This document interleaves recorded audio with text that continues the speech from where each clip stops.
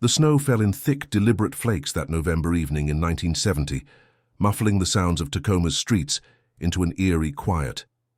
22-year-old Susan Marlowe pulled her wool coat tighter around her shoulders as she stepped out of the Safeway on South Tacoma Way, her shift finally over after 10 grueling hours on her feet. The parking lot was nearly empty, just a few cars scattered under the yellow glow of street lamps that seemed to struggle against the gathering darkness. Her breath formed small clouds in the freezing air as she fumbled for her keys, her fingers already numb despite her gloves. She thought about the hot bath waiting for her at home, about her mother's pot roast, probably still warm in the oven, about calling her fiancé Robert before bed to hear his voice one more time. The wedding was only 4 months away. Her car, a powder blue Volkswagen Beetle her father had helped her buy, sat alone near the back of the lot where she always parked it, away from the other cars to avoid door dings. As she approached, she noticed something odd. The driver's side door was already slightly ajar, a thin line of darkness visible in the gap. She knew she had locked it. She always locked it. Her pace slowed. In that moment of hesitation, in that single breath between safety and catastrophe, Susan Marlowe's life hung in the balance. She took one step closer to her car, then another. The snow continued to fall, silent and indifferent, beginning to cover her footprints almost as soon as she made them. Behind her, the Safeway's automatic doors whooshed open and closed as another customer left. Susan glanced back, perhaps hoping to see someone she knew, perhaps feeling the first whisper of fear. But the person walked the other direction, got into their car, drove away. Susan turned back to her Beetle. She reached for the door handle, and then she was gone. Not immediately, not in a flash or a scream, but in that parking lot, on that November night, Susan Marlowe's future dissolved like her footprints in the snow. By morning, her car would still be there, door still ajar, her purse on the passenger seat, keys on the ground nearby. But Susan would have vanished completely, as if she had simply ceased to exist. If my story resonates with you, please hit the like button to bring a little light to this father's heart. Subscribe to the channel so you don't miss my upcoming life stories, and tell me in the comments where you're watching this video from and what time it is there right now. It makes me so happy to know what corner of the country or world you're listening from. Susan Marie Marlowe was born on a bright June morning in 1948 to Harold and Dorothy Marlowe, the youngest of 3 daughters in a close-knit Catholic family in Tacoma, Washington. She was the kind of girl who collected stray animals and brought them home, who cried during sad movies even when she tried not to, who wrote poetry in spiral notebooks she kept hidden under her bed. Her sisters remembered her as the sensitive one, the dreamer who would stare out windows for hours, watching rain trace patterns on glass. In high school, she had been quiet but well-liked, earning decent grades and working weekends at her uncle's hardware store to save money for college. But college had to wait. Her father suffered a heart attack in 1967, and Susan, fresh out of high school, took a full-time job at the Safeway to help with medical bills. She never complained. That was Susan. She simply did what needed to be done, with a gentle smile and a determination that ran deeper than most people realized. By 1970, at 22, she had her own apartment, a savings account slowly growing, and Robert Henshaw, her high school sweetheart, who worked construction and promised her a house with a white picket fence and room for all the stray animals she wanted to save. They were planning a March wedding. Dorothy was already sewing the dress. Life was finally looking up for Susan Marlowe. Tacoma in 1970 was a working-class city still carrying the weight of industrial decline, its economy centered around the port and lumber mills, its streets lined with modest homes where families lived paycheck to paycheck, but knew their neighbors and left their doors unlocked. It was the kind of place where nothing terrible ever happened, until it did. The realization came slowly, like dawn breaking through fog. When Susan didn't come home that night, Dorothy Marlowe wasn't immediately worried. Perhaps Susan had gone to Robert's apartment. Perhaps she'd stayed late with a co-worker. But when the phone rang at 7 in the morning, and it was Robert asking if Susan was home, asking if she was all right, Dorothy's heart began to race. Robert said Susan was supposed to call him when she got off work.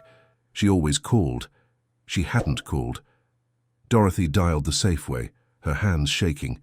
The store manager confirmed Susan had clocked out at 8:43 the previous evening. He had watched her leave through the front doors himself. Harold Marlowe, still recovering and moving slowly, got dressed and drove to Susan's apartment. Her car wasn't there. Her apartment was dark. Everything inside looked exactly as it had the day before when Dorothy had stopped by with groceries. Susan's bed was made. Her breakfast dishes sat in the drying rack. Harold called the police from a neighbor's phone, his voice breaking. The police found Susan's Beetle in the Safeway parking lot within an hour. The driver's door was open. Her brown leather purse sat on the passenger seat, wallet intact with $23 inside, her driver's license still there. Her keys were on the ground a few feet from the car, partially buried in snow that had accumulated overnight. There was no blood, no signs of struggle, no witnesses. One moment Susan Marlowe existed, the next moment she didn't. Detective James Briggs took the case. He was 48 years old, a 20-year veteran of the Tacoma Police Department, with a reputation for thoroughness and a gentle manner with victims' families. He interviewed everyone who had been at the Safeway that night. He spoke with Susan's co-workers, her family, Robert, her friends from church, her neighbors. Everyone said the same thing. Susan was reliable, kind, not the type to run off or do anything reckless. She had no enemies. She didn't use drugs. She wasn't involved with anyone except Robert. She was, by all accounts, simply a good young woman living a quiet life. Detective Briggs checked hospitals, morgues, bus stations, airports. He contacted police departments in surrounding cities and states. He followed up on reported sightings that went nowhere. A woman matching Susan's description seen at a diner in Portland. Not her. A Jane Doe pulled from the Puyallup River. Wrong age. A hitchhiker picked up near Olympia. Different hair color. Weeks turned into months. The initial urgency faded. Other cases demanded attention. The file grew thicker, but no closer to resolution. Harold Marlowe printed flyers by the hundreds, photocopied Susan's smiling face at the library, and posted them on every telephone pole and storefront window from Tacoma to Seattle. Dorothy kept Susan's room exactly as it was, the wedding dress still hanging in the closet, slowly yellowing in the dim light. Robert Henshaw stopped sleeping through the night. He would drive past the Safeway at odd hours, park where Susan's car had been found, and sit in the cold darkness trying to understand what had happened, trying to feel close to her, trying to forgive himself for not insisting he pick her up that night. The first Christmas without Susan was unbearable. Dorothy set a place for her at the table anyway, unable to accept that her youngest daughter might never come home. Harold sat in his armchair and stared at the blinking lights on the tree, remembering how Susan used to insist on putting the star on top every year, standing on a stepladder while he held it steady. Robert didn't come to the Marlowe house that year. He couldn't bear it. He spent Christmas alone in his apartment, drunk for the first time in his life, crying until he had nothing left. The case went cold officially in the spring of 1971. Detective Briggs never stopped thinking about Susan Marlowe, but he had 20 other cases on his desk and a department that was understaffed and overworked. The file went into a cabinet. Life, as it always does, moved forward without her. Years passed with cruel efficiency. The 70s became the 80s. Dorothy Marlowe developed diabetes and high blood pressure. Harold had a second heart attack in 1978 and didn't survive it. Robert Henshaw eventually married someone else, a woman he met at work, but his wife would later say she always knew he carried Susan with him like a ghost. Susan's sisters got married, had children, moved to different states. The wedding dress, still in its garment bag, hung in Dorothy's closet. Every year on November 15th, Dorothy would drive to the Safeway parking lot, now modernized and expanded, and stand where Susan's car had been. She brought flowers. She prayed. She asked God why he had taken her baby girl without even the mercy of knowing how or why. Detective Briggs retired in 1985. The case file was inherited by younger detectives who had never known Susan Marlowe, who saw only a faded photograph and yellowed witness statements from a crime 15 years old. The file was reviewed occasionally when similar cases came up, or when someone called in a tip. But tips dried up. Memory faded. New tragedies replaced old ones. Susan became a statistic, one name among thousands of missing women in America whose families would never have closure. But someone knew what had happened to Susan Marlowe, someone had known all along. His name was Warren Mitchell, and in 1970 he had been 29 years old, a married father of two, a man who worked as a night janitor at the Safeway, where Susan was a cashier. He was quiet, unremarkable, the kind of person you could stand next to in line and never remember. He had a round, friendly face and a habit of humming to himself while he mopped floors. Susan had spoken to him occasionally in passing, polite conversation about the weather or weekend plans. She probably never thought about him at all. But Warren Mitchell thought about Susan Marlowe constantly. He thought about the way she tucked her hair behind her ear when she concentrated on counting change. He thought about the small scar on her hand from a childhood accident. He thought about what it would be like to touch her, to have her attention, to possess her completely. And on that November night in 1970, when Warren saw Susan's car alone in the parking lot, saw her walking toward it in the snow, he acted on thoughts he had nurtured in darkness for months. Warren Mitchell had keys to the entire Safeway building, including the storage areas and loading docks. He knew the camera system, primitive by modern standards, only covered the registers inside. He knew the parking lot was a blind spot. He had been watching and planning for weeks, perhaps months. When Susan left that night, Warren left shortly after, claiming he needed to get cigarettes from his truck. He approached her car from behind, quickly and quietly. He had brought a knife. He had parked his truck near the back exit. He was strong from years of manual labor, and Susan, tired from her shift and distracted by thoughts of home, never saw him coming. He grabbed her from behind, one hand over her mouth, the knife pressed to her ribs. He whispered that if she screamed, he would kill her right there in the parking lot. He forced her to his truck. He drove her away from the Safeway, away from Tacoma, into the dark forest roads south of the city. What happened in those hours that followed is too dark to describe in detail. But Susan Marlowe suffered, and she fought, and eventually Warren Mitchell strangled her when he realized he couldn't let her go, couldn't let her identify him, couldn't return to his normal life with this witness to his crimes still breathing. He buried her in the woods near Eatonville, a small town southeast of Tacoma, in a shallow grave he dug with a shovel from his truck. He scattered pine needles and branches over the disturbed earth. Then he drove back to Tacoma, returned to the Safeway parking lot before dawn, and placed Susan's purse back in her car, dropped her keys on the ground, and left the door open. It was staging, crude but effective enough to create confusion, to waste police time investigating whether Susan had been abducted from the car or had walked away from it. Warren Mitchell went home to his wife and children. He went to work the next day. When police questioned Safeway employees, he acted shocked and concerned. He joined the search parties that combed the woods and riverbanks. He offered Dorothy Marlowe his condolences at church, and then he lived with his secret for 50 years. Warren's life appeared normal on the surface. He continued working at Safeway for another decade before taking a job at a different grocery store. He and his wife divorced in 1982. He remarried in 1986 to a widow named Paula, who worked at the post office. He became a stepfather to her teenage son. He attended barbecues and birthday parties. He paid his taxes. He aged quietly, his hair turning white, his body growing soft and slow. He moved into a modest house in Spanaway, a Tacoma suburb, and spent his retirement years gardening and watching television. His neighbors knew him as Warren, the quiet guy next door who kept to himself, but would wave when you drove by. No one suspected that Warren Mitchell had murdered Susan Marlowe. No one suspected he had killed anyone at all, except Warren Mitchell himself, who carried the memory of that November night like a stone in his chest for 50 years, who sometimes woke up sweating and gasping, who saw Susan's face in every young woman he passed on the street, who waited every day for the knock on the door that would finally bring justice, that would finally end the exhausting performance of being normal. But the knock never came. Years turned into decades. The case grew colder and colder.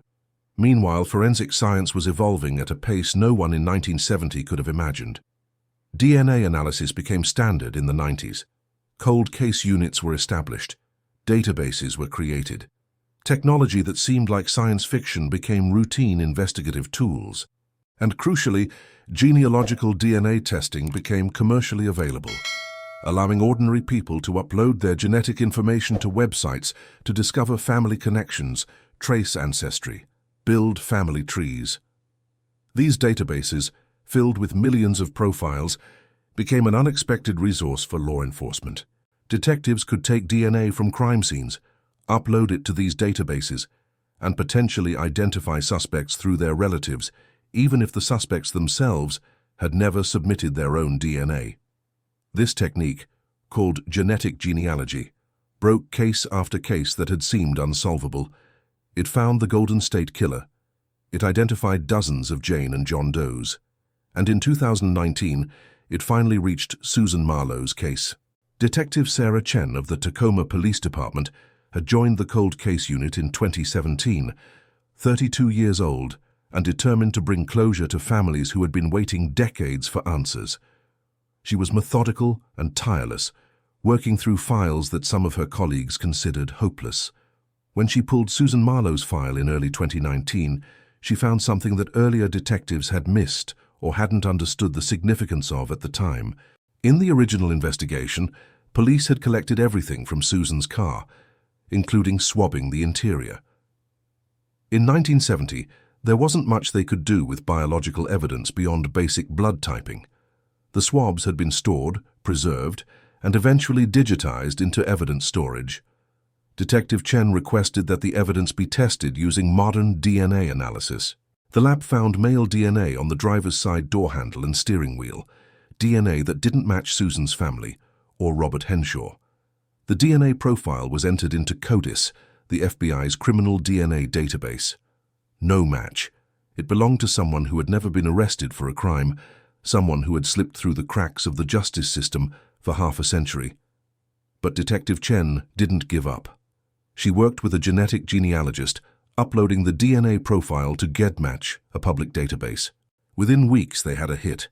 Not a direct match to the killer, but a match to a distant cousin, and then another cousin and another. The genetic genealogist began building a family tree, tracing connections, narrowing possibilities.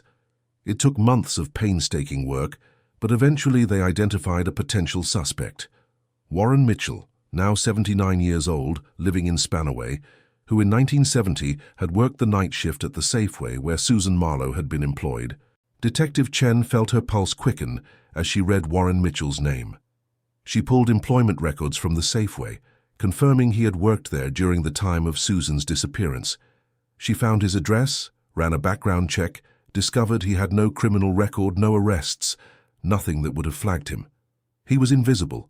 She began surveillance, watching his house, observing his routine. Warren Mitchell was an old man now, shuffling slowly to check his mail, spending hours on his porch in a rocking chair. He looked harmless, grandfatherly. But Detective Chen had learned that monsters don't always look like monsters. She needed more evidence. She needed direct DNA confirmation. In September 2020, Detective Chen and her team executed a plan. They followed Warren Mitchell to a coffee shop in Tacoma. They watched as he ordered a latte, sat at a table near the window and read a newspaper. When he left, he threw his cup in the trash on his way out. Detective Chen's partner retrieved the cup. They had his DNA. The lab results came back 2 weeks later. The DNA from the coffee cup matched the DNA from Susan Marlowe's car. After 50 years, they had found Susan's killer. The arrest happened on a grey October morning in 2020. Detective Chen and a team of officers arrived at Warren Mitchell's house at 6 a.m.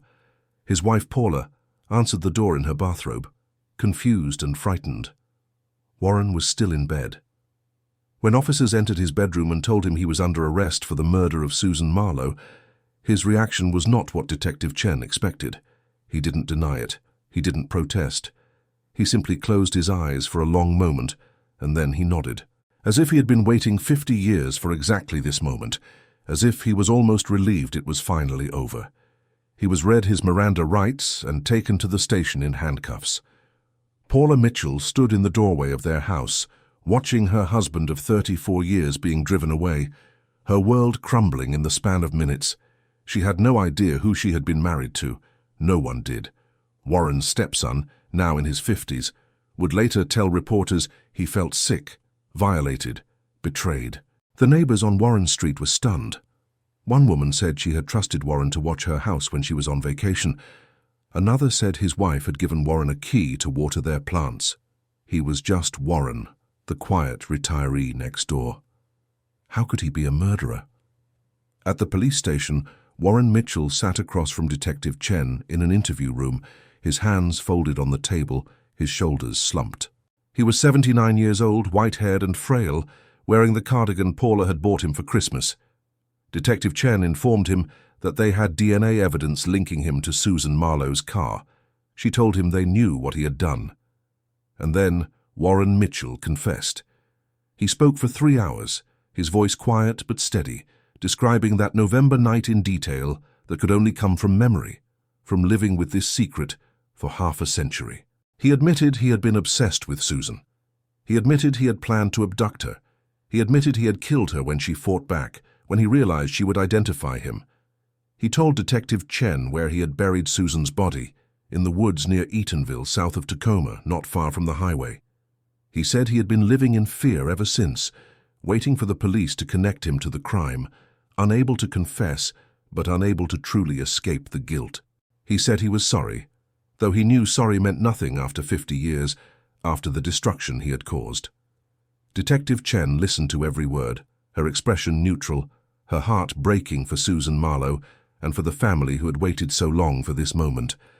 Search teams were dispatched to the location Warren Mitchell described. The woods had changed dramatically in 50 years. Trees had grown and fallen. Roads had been built. Development had crept closer. But using Warren's description and ground-penetrating radar, forensic teams found disturbed earth in the area he specified. They began excavating carefully, sifting through decades of soil and decomposition. And on the 3rd day of the search, they found human remains. Skeletal remains, fragmented and incomplete, but enough. Dental records confirmed what everyone already knew. Susan Marie Marlowe had been found. After 50 years in the cold ground, she was finally coming home. Dorothy Marlowe had died in 2005 at the age of 82, having spent the last 35 years of her life not knowing what had happened to her daughter, not knowing if Susan had suffered, not knowing if she would ever be found. She was buried next to Harold in a cemetery in Tacoma, and on her headstone her daughters had inscribed, "Loving mother of 3, forever waiting for Susan." She never got to see her daughter's killer arrested. She never got closure. Robert Henshaw, Susan's fiancé, had died in 2012 of a heart attack at 72. He had remarried and had children, built a life, but his wife would later say that Susan was always there, a grief he carried quietly, a what might have been that haunted him. Susan's 2 sisters, now in their 70s, were still alive when Detective Chen called them with the news. They wept. They held each other. They couldn't quite believe it was real after so many years of nothing. One of them said she had given up hope decades ago.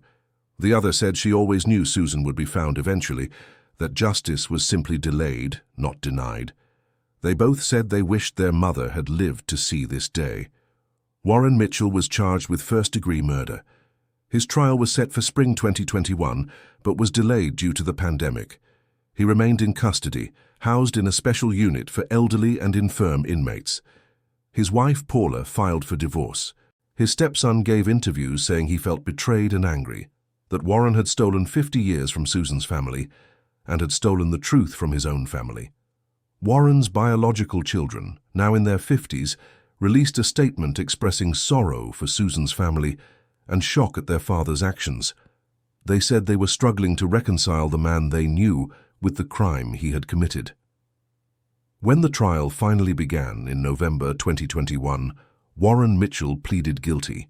He waived his right to a trial, stood before the judge and admitted his guilt in open court. His attorney argued for leniency based on Warren's age and his confession, suggesting that he had lived with remorse for 50 years.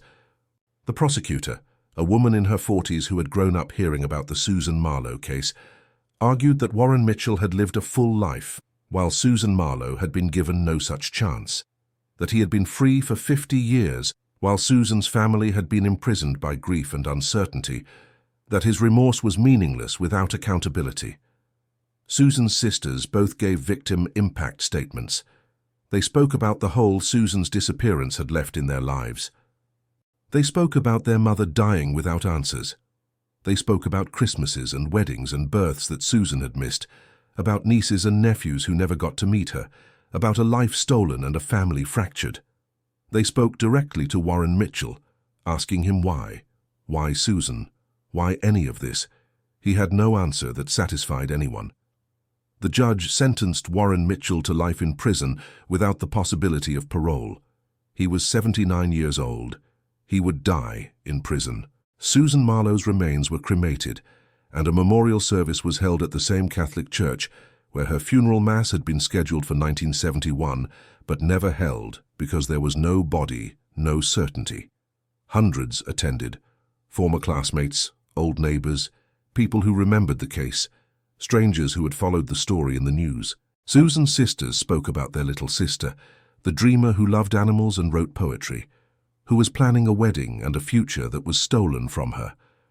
Robert Henshaw's widow attended, representing the man who had loved Susan and never stopped grieving her. Detective Sarah Chen attended, standing in the back of the church, feeling the weight of 50 years of injustice finally, partially, lifted. Susan's ashes were buried next to her mother and father. Her headstone reads, Susan Marie Marlowe, 1948-1970, beloved daughter and sister, forever in our hearts. The wedding dress, yellowed and fragile, was donated to a museum that collects artifacts from cold cases, a reminder of what was lost, of the life Susan should have lived. The case made national news. Cold case solved after 50 years. DNA and genealogy bring killer to justice. Man next door was a murderer. The story was covered by major networks, true crime podcasts, documentary series. People were fascinated by the technology that had cracked the case, by the ordinariness of Warren Mitchell, by the patience and determination of Detective Chen. But for Susan's sisters, for the few people left who had actually known Susan Marlowe, the media attention was exhausting and bittersweet. Yes, they had answers. Yes, the killer was in prison. But Susan was still gone. 50 years of her absence couldn't be erased by an arrest. 50 years of holidays and milestones missed couldn't be recovered.